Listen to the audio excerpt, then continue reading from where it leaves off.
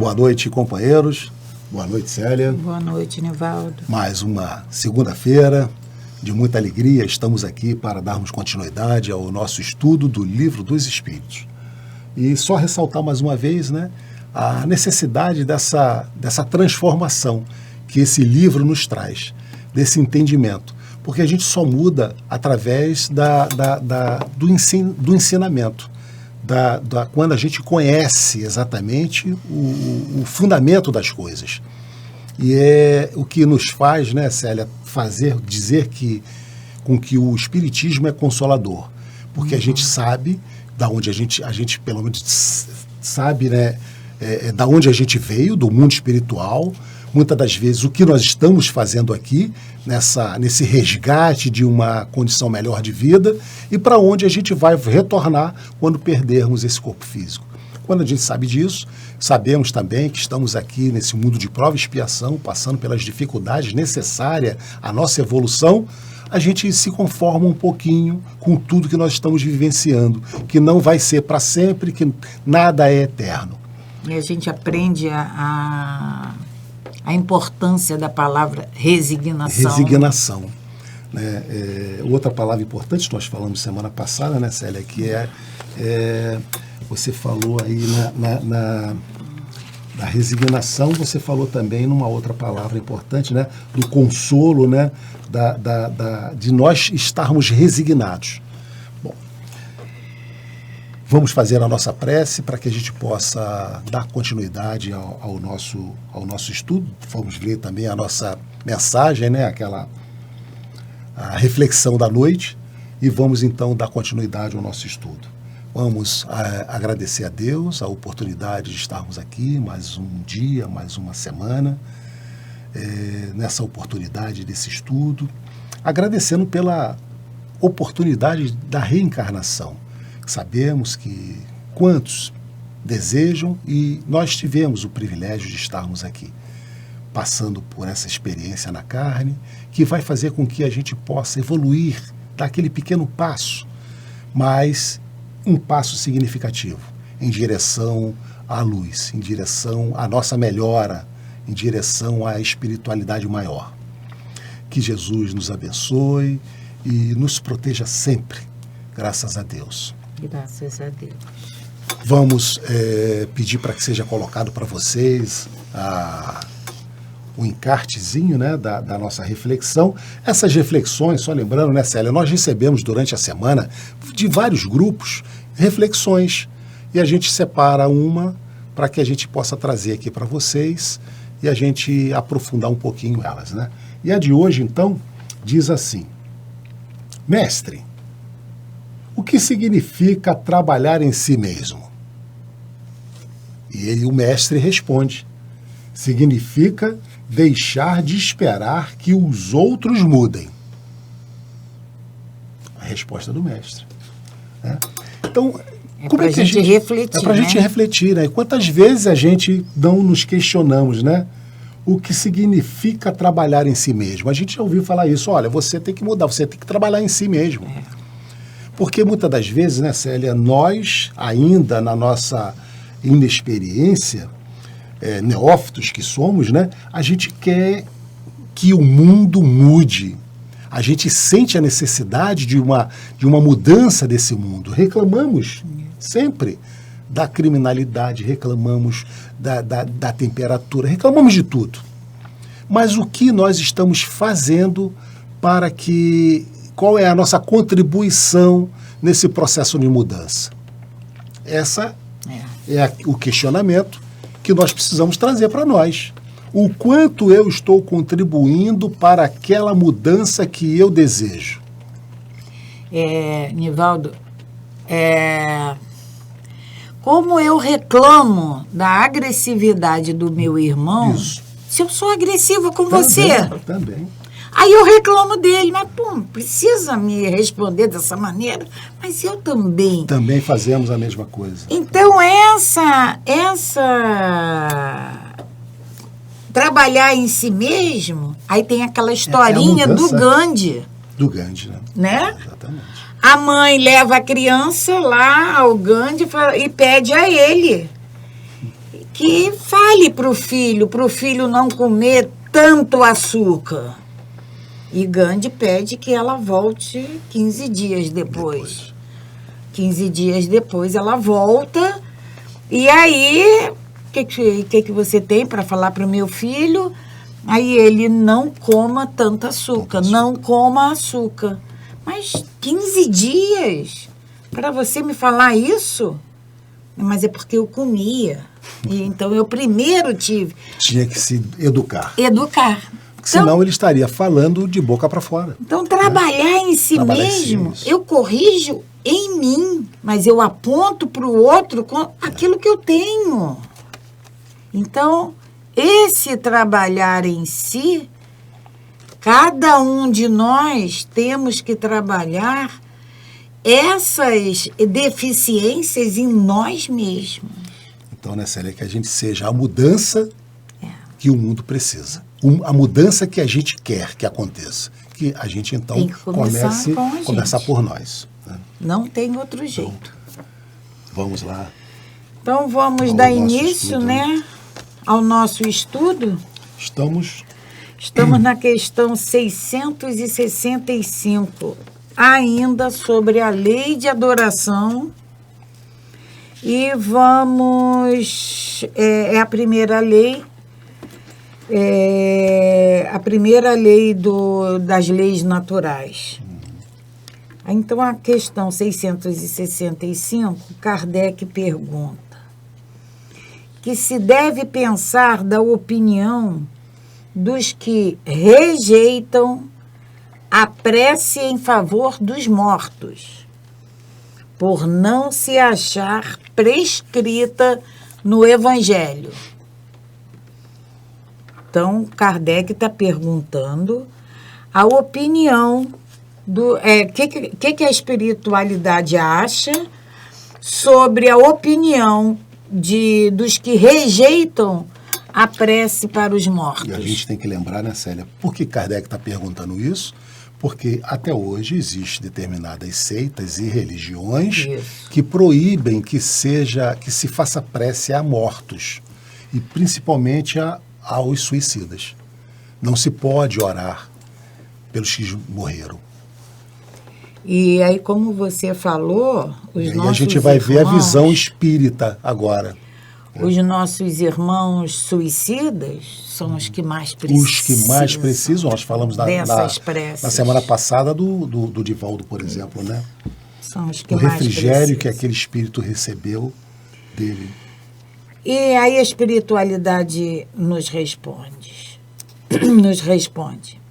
Aos homens, disse o Cristo, amai-vos uns aos outros. Esta recomendação contém a de empregar o homem todos os meios possíveis para testemunhar aos outros homens afeição, sem haver entrado em minúcias quanto à maneira de atingir esse fim. Quando Jesus nos disse, amai-vos uns aos outros, ele não mencionou se era encarnado ou desencarnado. Ele só falou, amai-vos uns aos outros. Então é questão de interpretação. É uma questão de interpretação. Ele não falou para não orar pelos mortos ou pelos vivos, né? Ele não entrou em minúcias quanto à maneira de atingir esse fim. Se é certo que nada pode fazer que o Criador, imagem da justiça perfeita, deixe de aplicá-la a todas as ações do espírito, não menos certo é que a prece que lhes diriges, por aquele que vos inspira afeição, constitui para este um testemunho de que ele vos lembrais. Testemunho que forçosamente contribuirá para lhe suavizar os sofrimentos e consolá-los. Perfeitamente. A prece sempre será um bem. Sempre. Seja por quem for. Para os mais sofredores, ela é mais importante ainda, porque eles são mais necessitados. Continua a espiritualidade. Desde que ele manifeste o mais ligeiro arrependimento, mas só então é socorrido. Então é preciso, vamos lembrar do programa passado? Sim. Ajuda-te que o céu te ajudará. Isso é para todos nós. Vamos lembrar do André Luiz? Perfeitamente. Ele sofreu lá no umbral. 8 anos. Até que chegou um momento em que esse espírito rogou, esse espírito fez uma prece, e aí, na hora... Foi socorrido imediatamente. Ele nunca esteve sozinho. Os amigos que estavam ali, incumbidos de socorrê-lo, estavam do lado dele. Mas ele não via, a vibração era diferente. Quando ele roga, quando ele faz uma prece, tudo ele dá o passo necessário, ele dá a contribuição dele necessária para que ele pudesse ser socorrido. Então, a espiritualidade frisa isso, desde que ele, a quem nós estamos dirigindo a nossa prece, manifeste o mais ligeiro arrependimento, mas só então é socorrido. Só quando acontece esse arrependimento que ele é socorrido.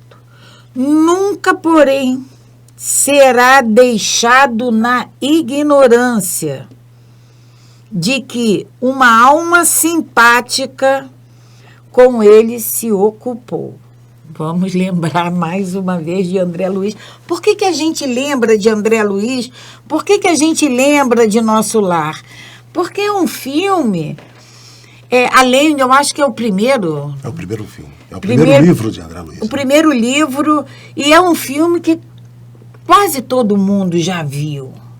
Então, aquela doninha, aquela que ele atendia lá com má vontade, sem pagar a consulta, ele recebia esse refrigério, ele recebia esse consolo.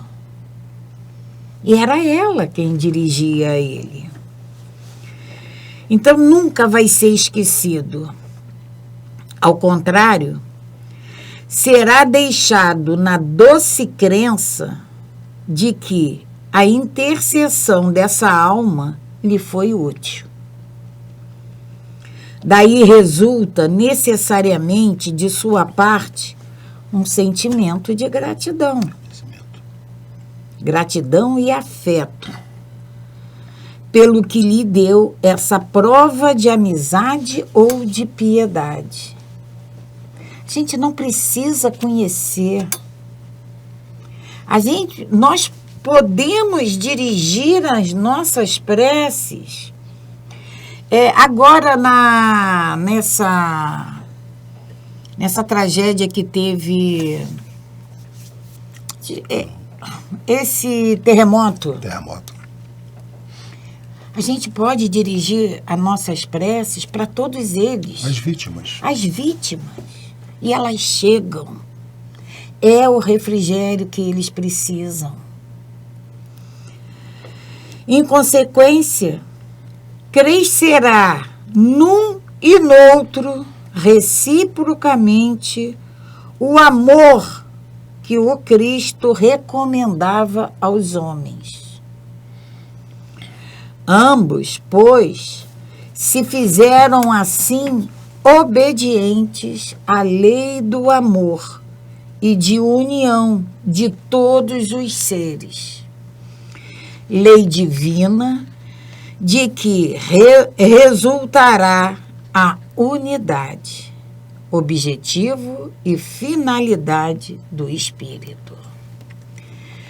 Então, essa gratidão, essa gratidão E esse afeto nós vamos conquistar. Porque quando nós estamos numa situação difícil, quando a gente encontra um irmão que nos estenda a mão, a gente não é grato? Com certeza. A gente não começa a criar um laço afetivo com aquela pessoa? A mesma coisa no mundo espiritual, não tem diferença. Aquele espírito sofredor que recebe esse refrigério, ele não sabe de onde veio. Mas ele recebe. Mas ele recebe. Mas ele recebe. Mas ele recebe. E ele vai se esclarecendo, e ele vai se arrependendo, e ele vai mudando seus pensamentos. Um dia ele vai saber quem foi. Um dia ele vai entender e saber. Mas no momento ele recebe como um refrigério, como algo que traz um conforto para ele, para aquela situação que ele está vivendo naquele momento. É muito importante a prece em todos os sentidos. A gente vem a gente não falando pode isso já. Negligenciar. E a pergunta inicial de Kardec, né? O que se deve pensar da opinião que se rejeita a prece pelos mortos? Nunca. Vamos sempre orar por todos aqueles mortos. Inclusive, né, Célia, no nosso encontro mensal do Enxugando Lágrimas, a gente tem lá uma solicitação sempre no final dos nomes, né, para que sejam envolvidos os espíritos sofredores, os suicidas, todos aqueles que não têm a quem orem por eles, né, que eles também sejam envolvidos. Isso é fundamental, que a gente também inclua nas nossas preces, porque eles precisam muito. Nós vamos à questão 666. É a última questão que Kardec traz, a última pergunta falando sobre esse tópico que é sobre a prece, né? Sobre a prece. Então, ele pergunta: pode-se orar aos espíritos? Podemos orar aos espíritos? E eles vão nos responder: pode-se orar aos bons espíritos, como sendo os mensageiros de Deus e os executores de sua vontade. Então, a gente pode até rezar pelos espíritos, mas entendendo sempre que a determinação vem de Deus. Eles são os mensageiros. Porque a gente pode ter essa devoção. Por exemplo, eu posso santos, ser né? devota de São Francisco de Assis. Aí eu vou sempre me dirigir a ele. Eu posso ser devota de São Judas Tadeu. E vou sempre me dirigir a ele. Mas eu tenho que ter a consciência de que eles são mensageiros de Deus. Isso aí. Então, são simples executores de sua vontade. Perfeito. Aos bons espíritos como sendo os mensageiros de Deus e os executores de suas vontades. O poder deles, porém, é proporcional à sua superioridade e depende sempre do Senhor de todas as coisas, sem cuja permissão nada se faz. É por isso que as preces que lhes endereçamos só são eficazes se aceitas por Deus.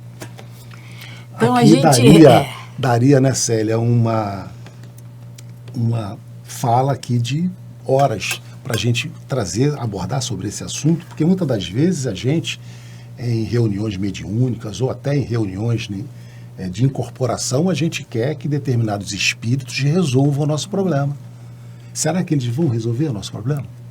Eles não podem resolver, eles não podem ultrapassar as vontades e os desejos de Deus.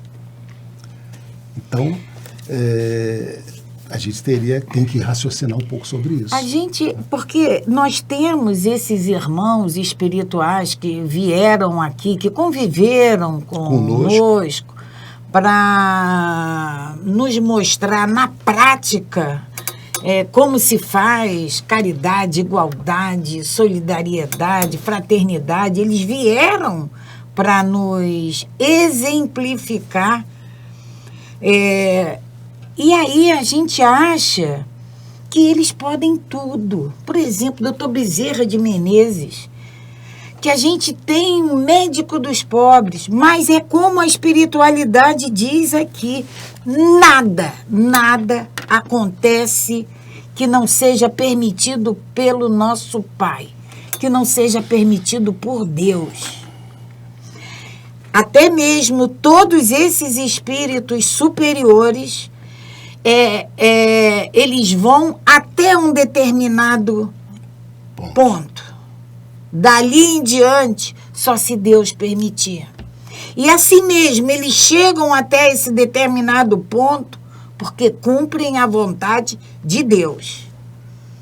Então, a gente pensa que é um espírito superior, é um espírito crístico, então ele pode tudo. Não pode tudo. Aquela fala que a gente conhece, não cai uma folha de uma árvore sem que tenha a permissão do Pai. É verdade, não cai. É só se Ele permitir. Então a gente precisa. Então eu não vou mais ter esse santo de devoção? Não. Precisamos. Eles são importantes para a gente, para muitos de nós. Eles são importantes. Aquele horário da Ave Maria, quando a gente para e pensa na nossa mãe e conversa com ela e ouve a música dela e pede, aquilo é importante, é muito importante. Mas a gente tem que ter também essa clareza. Até porque eles nos dizem, Célia, que esses espíritos são os mensageiros de Deus. São os mensageiros. Eles é que fazem esse elo de nós com o nosso Pai. Então, o importante aqui dessa questão, Célia, pode-se orar pelos espíritos? Sim, pode. Pelos bons espíritos. Mas a gente tendo a consciência de que a ação deles é proporcional à sua superioridade. E essa superioridade está determinada, sempre moral. Superioridade moral. E, exatamente, fundamental, superioridade moral. E as ações deles vai estar sempre limitado à vontade do Pai. Porque no mundo espiritual, o que vai determinar essa hierarquia é o desenvolvimento dessa capacidade moral. É isso que vai determinar essa hierarquia. E aí nós vamos... Encerramos essa parte da prece. Vamos entrar agora a falar em politeísmo, né? Politeísmo. Por que é politeísmo? É a crença em vários deuses. Então, se a gente voltar, né, por que Jesus, ele traz a palavra, traz os ensinos dele aos judeus? Aos judeus. Porque os judeus era o único povo daquela época que acreditava no Deus único. No Deus único. Por isso é que Jesus faz todo o trabalho dele com os judeus. Por isso é que os outros povos, foi o povo escolhido. Os outros povos eram politeístas. Tinham vários deuses. Porque tinha o Deus, o trovão, tinha o Deus do trovão, o Deus da chuva, o Deus da fertilidade. Tinha Deus de tudo quanto era jeito e maneira. Então, nós vamos agora para essa parte, politeísmo. Aí, a questão 667, Kardec pergunta: por que razão, não obstante ser falsa, a crença politeísta é uma das mais antigas e espalhadas? Então, mais uma vez a pergunta de Kardec: por que razão, não obstante ser falsa, a crença politeísta é uma das mais antigas e espalhadas? Aí a espiritualidade nos esclarece. A concepção de um Deus único não poderia existir no homem senão como resultado do desenvolvimento de suas ideias. Tudo é no campo da ideia, do entendimento, né?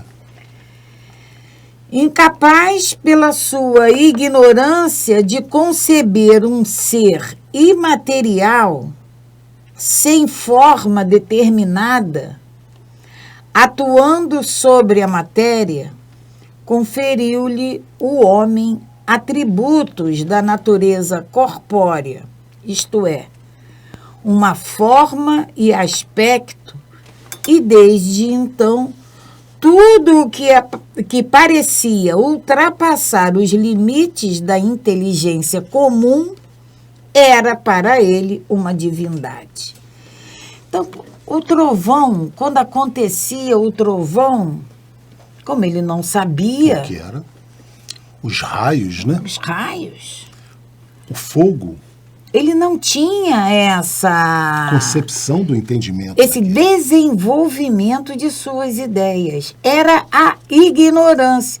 Então, aquele raio estava brabo, estava zangado. Era o Deus. Tudo o que não compreendia devia ser obra de uma potência sobrenatural. Daí a crer em tantas potências distintas, quanto os efeitos que observava. Não havia mais que um passo. Em todos os tempos, porém, houve homens instruídos que compreenderam ser impossível a existência desses poderes múltiplos a governarem o mundo, sem uma direção superior, e que, em consequência, se elevaram à concepção de um Deus único. Então, teve, né, em todas as épocas, teve homens em que pararam, em função de já ter essa inteligência desenvolvida, pararam, não é possível que tantos deuses. E tenha essa harmonia toda. Tem que ter um comando, um único comando. E aí começou aí foi levantada a concepção de um Deus único. Porque tinha Deus de tudo quanto era jeito. Perfeito. Deus da seca, Deus do rio, Deus da lavoura, Deus da fertilidade, Deus. E evidentemente que o amadurecimento veio trazer com que determinados povos começassem a perceber que tinha que ter um controle central. E isso aconteceu com os judeus. Com os judeus. Né? Veio a ideia do Deus único, um Deus maior que controlasse todo o universo. Então, na questão 668 agora, né, Célia? Kardec pergunta, então, os fenômenos espíritas, tendo sido produzidos em todos os tempos e sendo conhecidos desde as primeiras idades do mundo, não terão induzido a crenças na pluralidade dos deuses? Kardec está investigando se houve alguma contribuição neste fato com relação aos fenômenos espíritas. E eles respondem, sem dúvida, pois com o homem chamado de Deus, com o homem chamando de Deus tudo que era sobre-humano, os espíritos eram para eles deuses. É por isso que, quando um homem se distinguia entre todos os outros pelas suas ações, seu gênio, ou por um poder oculto que o vulgo não compreendia, faziam dele um Deus. e após sua morte, prestavam-lhe culto. E aí eles pedem para que a gente vá à questão 603. Então, isso até hoje, né, Célia? A gente ainda, infelizmente, em determinadas questões, a gente ainda cria esse mito, né, de alguns deuses, né? Deus do esporte, Deus de... E a gente percebe, então, que é uma 603? forma equivocada. 603. A 603, Kardec pergunta, nos mundos superiores, os animais conhecem a Deus? Aham. Aí a espiritualidade nos diz, não. Para eles, o homem é um Deus. Como outrora, os espíritos eram deuses para o homem. Então, quer dizer, com essa possibilidade, né, com essa condição que nós homens temos, né, de chamar de Deus tudo aquilo que é sobrenatural, tudo que é muito especial, que é muito grandioso, nós dizemos, olha, é um Deus. É um Deus. Né? Então, assim como esses homens de gênio, essas inteligências sobrenaturais. Sobrenaturais. Né? Então, isso contribuiu, sim, para que houvesse essa ideia de vários deuses. Né? Aí tem Kardec traz uma nota, porque essa questão, né, Célia, falando sobre politeísmo, é uma só. É uma então só. Ele vai fazer um fechamento aqui sobre essa questão. Você quer ler? Leio. A letrinha está pequena para mim. Aí a nota de Kardec.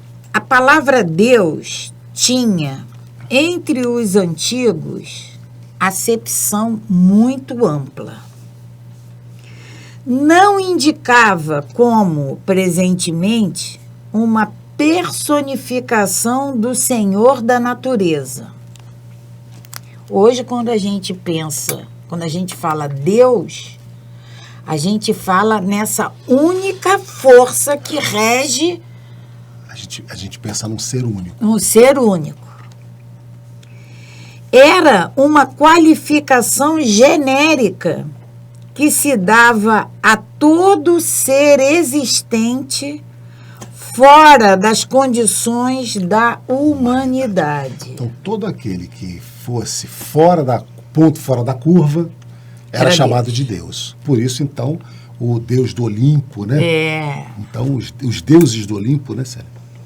Ora, tendo-lhes as manifestações espíritas revelado a existência a seres incorpóreos a atuarem como potência da natureza, a esses seres deram eles o nome de deuses. Como lhes damos atualmente o de espíritos.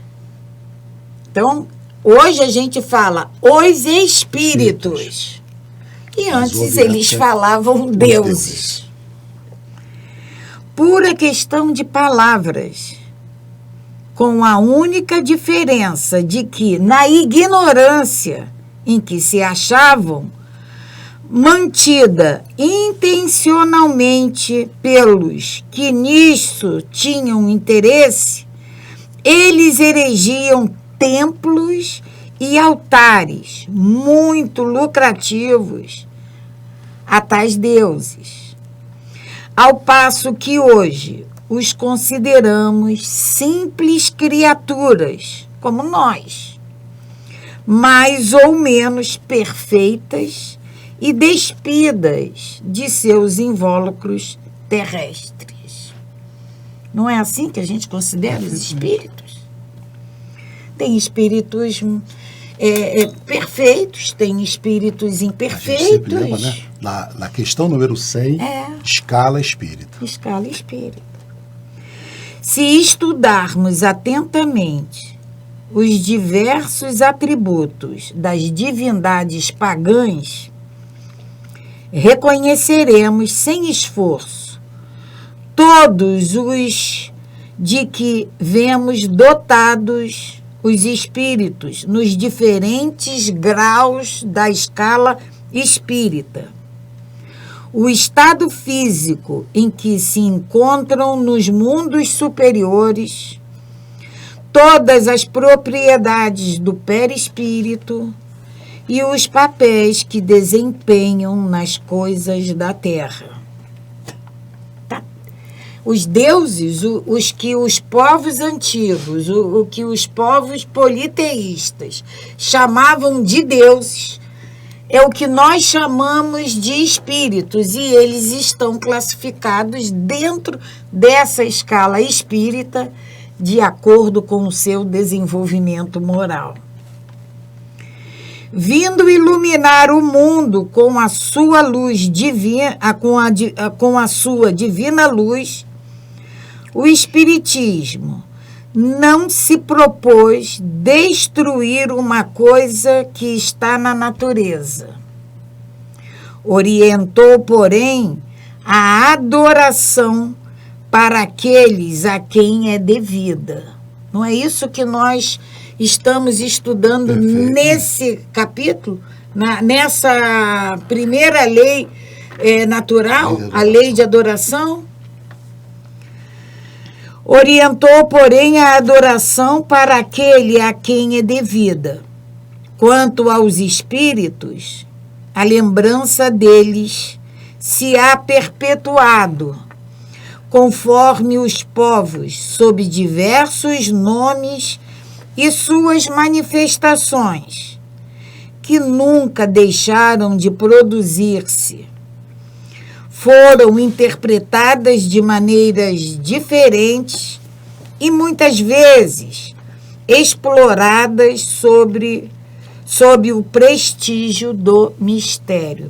A gente não pode também esquecer dessa exploração das manifestações espíritas, porque um pouquinho mais acima nós falamos dos altares e dos templos que eram erguidos para esses deuses e do lucro significativo que eles produziam.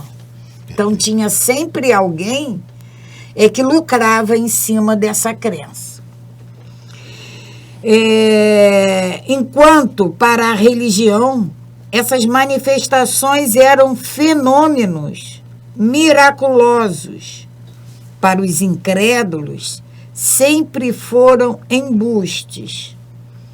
Hoje, mercê de um estudo mais sério, feito à luz meridiana, o Espiritismo, escoimado das ideias supersticiosas que o ensombraram durante séculos, nos revela um dos maiores e mais sublimes princípios da natureza. Então, esses fenômenos miraculosos que muitas das vezes nós acreditamos, ainda acreditamos, fomos levados a acreditar, na verdade, tudo tem uma explicação convincente, tudo tem uma explicação científica, tudo é passível de explicação. Então, é o que ele ressalta aqui, né, Célia? A importância desse estudo ser feito, né, graças a um estudo sério. Estudo sério. É o que a gente faz procura aqui. fazer aqui. O nosso objetivo é esse. O objetivo é a gente aprofundar, é a gente estudar, entrar realmente no cerne da questão, para que a gente possa afastar todas essas dúvidas com relação a esses fenômenos que muitas das vezes acreditamos durante muitos anos. E Kardec aqui, ele diz hoje, a mercê, através de um estudo sério. E sempre que nós quisermos contestar alguma coisa, é preciso que estudemos, que nos aprofundemos seriamente. Porque se for superficialmente, é melhor nos calar. Infelizmente, né, Célia, a gente percebe que tem muita gente dando a sua opinião sobre assunto do qual ele não entende, não profundamente.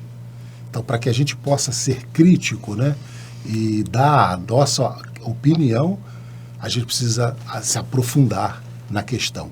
Isso, aquele livro, né, um dos livros de Allan Kardec, que é o que é o Espiritismo, traz um estudo exatamente sobre isso. E agora outro item, né? Porque desde que nós entramos na lei de adoração, vem, né? Adoração exterior, objetivos da adoração, adoração exterior, vida contemplativa, veio a prece, agora veio o politeísmo e agora vem outra. Sacrifícios. A gente sabe, né? Que há, né? Até na hoje, época, né, de Jesus. Mas até hoje ainda há, né? Aquelas pessoas, houve e ainda há aquelas pessoas que se mutilam. Tá. Né? Mas mutilam, fazem sacrifício, né? do outro. O sacrifício do outro. Sacrifício de animais. De animais. Porque antes era sacrifício humano. E o próprio sacrifício era humano. Depois houve uma evoluçãozinha, fomos para os animais. Mas esse sacrifício, ele existe até hoje. Até hoje existe. Infelizmente, né, a gente tem notícias aí de fatos assim meio aberrantes, né? A gente está... E sempre crenças, né, Nivaldo? Crenças, sempre crenças. E aí tem para agradar. E é por isso que o estudo é importante. Nós vimos agora na lei de adoração, para agradar a Deus, é preciso sacrificar um animal. Não precisa. Eu tenho que me sacrificar intimamente. O meu sacrifício é domar os meus vícios, domar as minhas tendências. Isso aí é que é agradável a Deus. Isso é a nossa transformação.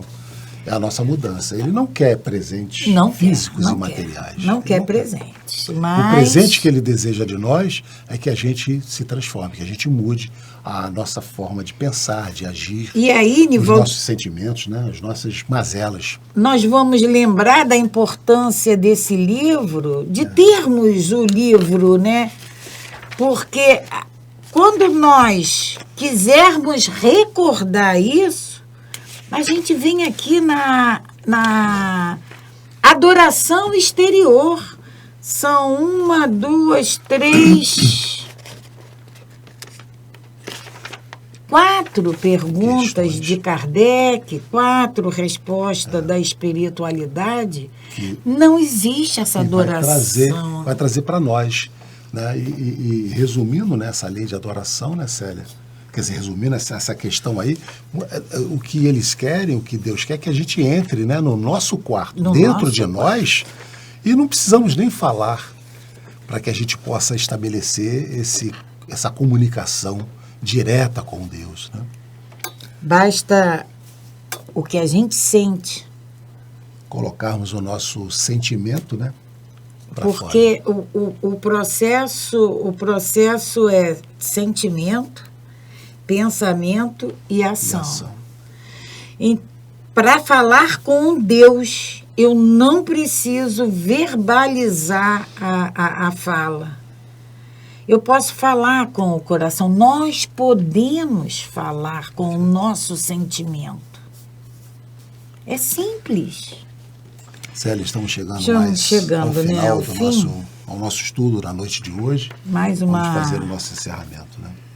Mais uma semana de estudo para levarmos a contento essa semana, para que possamos empregar, refletir sobre tudo isso que foi estudado na noite de hoje, durante essa semana. Então vamos agradecer a Deus, nosso Pai, agradecer ao nosso Mestre Jesus, esse irmão mais velho, agradecer a todos esses amigos espirituais que coordenam, que tanto nos ajudam no entendimento desses ensinamentos. Pedindo o Mestre, pedindo amigos espirituais que possamos ser sempre alimentados, que possamos ter essa perseverança de seguirmos em busca desses ensinamentos, para que possamos alcançar um degrauzinho um pouquinho maior nessa nossa trajetória de desenvolvimento. Nos ilumine, ilumine, Mestre, o nosso caminho, o nosso pensar, o nosso querer, para que possamos vislumbrar sempre o caminho e a rota do bem. Que assim seja, Mestre. Graças a Deus. Graças a Deus. Paz e bem, paz e luz. Paz, muita paz.